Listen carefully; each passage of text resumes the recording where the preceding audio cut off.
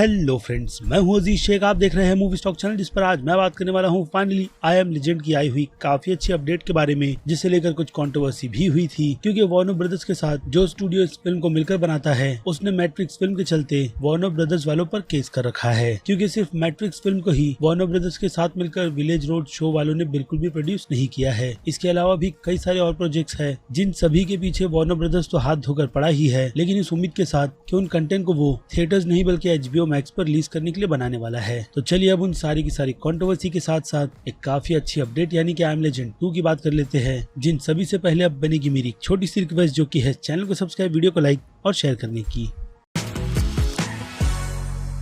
तो फ्रेंड्स, जैसा कि आप सभी को पता है कि वार्नर ब्रदर्स की तरफ से HBO मैक्स पर सभी बड़ी बड़ी फिल्मों को एक ही दिन थिएटर्स के साथ साथ OTT पर रिलीज करने की कंफर्मेशन कर दी गई थी, जिसका लॉस वार्नर ब्रदर्स को बिलियन में हुआ है। लेकिन उसी के साथ साथ जो दूसरे स्टूडियोज जैसे कि लेजेंडरी और विलेज रोड शो, जो वार्नर ब्रदर्स के साथ बहुत सालों से पार्टनरशिप में है, उनकी फिल्मों पर भी ये असर बहुत ही अच्छी तरीके से पड़ा है, जिस कारण से उन पर केस भी किया गया है उन्हीं स्टूडियो के चलते, जिनमें एक नाम अब विलेज रोड शो का भी जुड़ा था मैट्रिक्स रिजरेक्शन के रिलीज होने के बाद। लेकिन अब लगता है कि दोनों स्टूडियो के बीच किसी न किसी तरीके की अंडरस्टैंडिंग हो गई होगी, इसलिए काफी बड़ी update I am legend 2 film के सीक्वल की निकल कर आई है। हालांकि अगर देखा जाए तो डेडलाइन वालों के पहले हॉलीवुड रिपोर्टर वालों ने भी इसका अच्छा खासा ब्रेकडाउन कर यही फैंस को हिंट दिया था कि Warner brothers I am legend के यूनिवर्स को लेकर कुछ न कुछ कर रहा है। और सिर्फ यही नहीं, बल्कि वार्नर ब्रदर्स ने पूरी के पूरी प्रिपरेशन शेरलॉक होम, ocean 11, ready player 1, where the wild things are और यस मैन जैसे कंटेंट को भी लेकर कर लिया है, जिसमें एक और नाम टॉम क्रूज की एज ऑफ टाइम का भी आता है। यानी इनमें से कई सारे प्रोजेक्ट्स HBO मैक्स के लिए सीरीज के लिए बनाए जाएंगे और कुछ कंटेंट को ऑफिशियली सीक्वल के तौर पर रिलीज किया जाएगा या फिर रिबूट के तौर पर, जिनमें आई एम लेजेंड सीक्वल के तौर पर डाली गई है। और इसके लिए फिर से विल स्मिथ को भी वापस बुलाया गया है, यानी वो अपने आइकॉनिक कैरेक्टर में हमें फिर से नजर आने वाले हैं, जो कहीं ना कहीं फैंस के दिमाग में तो कंफ्यूजन क्रिएट करता ही है। क्योंकि अगर आपको याद नहीं तो मैं आपको याद दिला दूं कि फिल्म के एंड में उनके कैरेक्टर की डेथ दिखाई गई थी। अगर आपने मेरी एंडिंग एक्सप्लेन की वीडियो देखी होगी तो इस फिल्म के ऑफिशियल रिलीज के बाद उसके अल्टरनेट डिलीटेड सीन को भी रिलीज किया गया था, जिसमें उनके कैरेक्टर को जिंदा रखा गया था। तो शायद उसी एंडिंग को यहाँ पर स्टूडियो की तरफ से ऑफिशियली पिक किया जाएगा, या फिर रीजन कुछ और भी हो सकता है, जिसमें अगर और कुछ थियरी जोड़ी जाए तो हो सकता है कि विल स्मिथ की कहानी हमें प्रीक्वल के तौर पर दिखाई जाए, या फिर हो सकता है कि वो इस यूनिवर्स में इस फिल्म के टाइटल की ही तरह ज़ॉम्बी के किंग बन चुके हो, जिनका सीधा सामना माइकल बी जॉर्डन के कैरेक्टर से हो सकता है, जिन्हें ऑफिशियली इस फिल्म के सीक्वल में कास्ट किया गया है। अब फिलहाल के लिए तो ये सारी की सारी डिटेल्स बस एक थियरी ही है, क्योंकि इससे ज्यादा डिटेल स्टूडियो ने तो बिल्कुल भी रिवील नहीं की है, इस उम्मीद के साथ कि इस बार भी फिल्म की कहानी को लिखने की जिम्मेदारी एकिवा गोल्ड्समैन को दी जाएगी, जिन्होंने इसके पहले भी इस फिल्म की कहानी लिखी है। बाकी कहानी की स्टोरी तो रिचर्ड मैटिसन की नॉवेल से अडेप्ट की गई है, जिसका एंड भी अच्छा है। लेकिन जैसे कि मैंने अपनी शॉर्ट वीडियो में कहा था कि अब इस यूनिवर्स को किसी नॉवेल की नहीं बल्कि एक काफी अच्छे राइटर की जरूरत है, जो अपने हिसाब से ही इस यूनिवर्स को कहानी के तौर पर बहुत ज्यादा निखार सकता है, क्योंकि ऑलरेडी एक अच्छा यूनिवर्स बनकर तैयार हो चुका था, जिसके सीक्वल कह लो या फिर प्रीक्वल को कभी भी ग्रीन लाइट नहीं दी गई। लेकिन अब फाइनली ऐसा हो रहा है, जिसमें अब देखना इंटरेस्टिंग ये भी होगा कि इसके पहले जो रूमर आई एम लेजेंड के ही यूनिवर्स से रिलेटेड सीरीज की निकल कर आई थी, उस पर भी किसी न किसी तरीके का काम होता भी है या नहीं। क्योंकि वो सीरीज आई एम लेजेंड के इस यूनिवर्स में प्रीक्वल का काम करने वाली थी कि असल में इन सब की शुरुआत हुई कहां से थी। लेकिन अब तक तो उस पर कोई भी अपडेट निकल कर नहीं आई है, जिससे अब कहीं ना कहीं ऐसा भी लगने लगा है कि स्टूडियो ने उस आइडिया को ड्रॉप कर इस फिल्म के सीक्वल को ही ग्रीन लाइट दी है। और अगर आप उसका रीजन पूछोगे तो हो सकता है कि वो रीजन लास्ट ऑफ अस की सीरीज हो, क्योंकि उसका यूनिवर्स अगर कंपैरिजन के हिसाब से देखा जाए तो इससे भी बहुत ज्यादा खूबसूरत है, या फिर कहूँ उतना ही ज्यादा डेडली जितना फैंस इस यूनिवर्स को होता हुआ देखना चाहते हैं। सो फाइनली अब वो ड्रीम पूरी तरीके से ट्रू होने वाली है, जिसे लेकर अब आपकी राय मुझे कमेंट में चाहिए, क्योंकि अब वक्त है वीडियो को यहीं पर खत्म करने का। मैं हूं अजीज शेख, आप देख रहे थे मूवी स्टॉक चैनल, जिसे अगर आपने अभी तक सब्सक्राइब नहीं किया है तो सब्सक्राइब कर लीजिए और बगल में बने हुए बेल आइकन के साथ साथ नोटिफिकेशन को भी ऑल पर क्लिक कर दीजिएगा। बाकी अब मैं मिलता हूं जल्दी आपसे दूसरी किसी वीडियो में किसी और फिल्म या फिर किसी और सीरीज के टॉपिक पर बात करते हुए। तब तक के लिए अपने चैनल के बाकी दूसरे वीडियोस को भी एंजॉय कीजिए। Till then